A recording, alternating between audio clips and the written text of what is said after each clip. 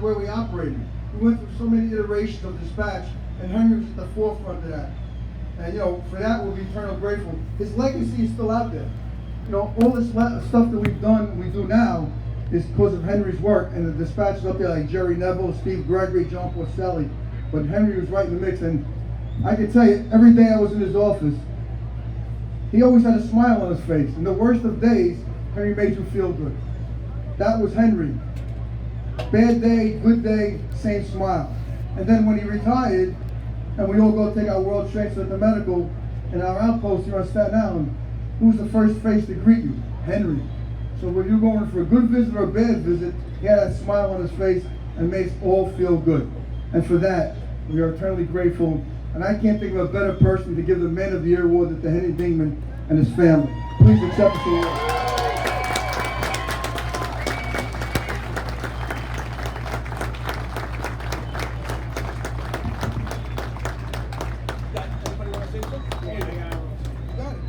And then we'll do a photo op with everybody. All right.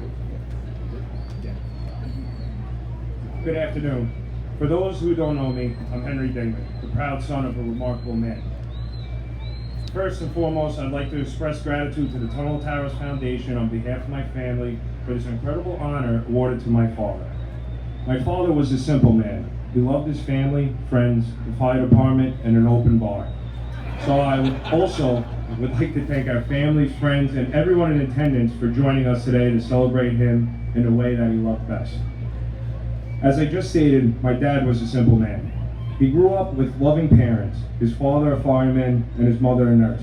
So it's only fitting that he married a nurse and raised his children to follow in the same footsteps as a fireman and a nurse. He knew what he loved and he stuck to it.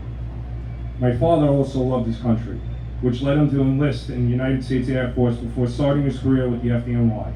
In 1973, his career started as a dispatcher in Brooklyn. Not long into his career, he received his dream job when he became part of the Cato unit. He was able to do 24s in a firehouse and respond to fires citywide.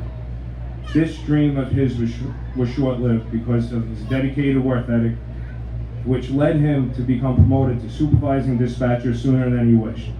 He always told me that this was the hardest decision of his career, but it was the best for his family at the time, which just showed what a selfless man he was. Who would have guessed that he would retire as Deputy Director of Communications after 40 years of dedicated service to the FDNY? In addition to his prosperous career, he was a committed member of the New York City Fire Chiefs Association, Columbia Association, Emerald Society, and New York Firefighters Cycle Club. My father's involvement with the fire department didn't stop when he retired. He volunteered with the Fire Family Transport, Counseling Unit, and Tunnel of Towers. He even worked at BHL's, helping with the World Trade Center medicals. He loved working there because he was able to see his old friends coming in for their yearly medical. The nights before he'd work there, he would call and tell me he knew 8 of the 12 guys coming in the following day. And by the following year, he would know all 12 of them. Everyone knows my father loved hanging out at a bar and enjoyed a cold Coors Light.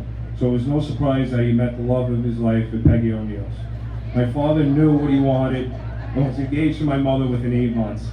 They were married for 33 years and had a lot of great times together. They made an amazing team in which they worked opposite work schedules to raise us. He was a natural of being a father. There was never a lack of laughter and fun. Whether it be singing the Thunderbeck song or him dumping cold water on you while you were trying to take a shower, it was always a good time when Dad was watching us. The one thing he couldn't get down was doing a girl's hair. Yes, my sister went to school with some funky hairdos, but there was no lack of effort. My father and I had an amazing relationship. It was more than just a father-son relationship. He was truly my best friend. From a little kid, I always looked up to my father and couldn't wait to be just like him, which included me saying I wanted a big belly like him. The last year, it looked like my belly finally surpassed his. I cherish many great memories of playing golf, spending times at the bar with friends, and going to Giant games with him. He was so proud of me when I got on the fire department. It was amazing to finally go to functions with him and meet all his friends, which would pretty much be everyone there. He listened to the scanner while I was working, and I always look forward to our phone calls on my way home from work. During my tour, when surrounding companies around us were relocated, he would let me know there was a better chance of us catching a job. I miss getting a "be safe, I love you" text before every 24. I could talk to him about anything and everything. The only time I saw him prouder than he was of me was when my sister graduated from nursing school. He truly loved watching her succeed, and I know he'd be so proud of her advancing her career in nurse practitioner school and working in the burn center of Staten Island Hospital.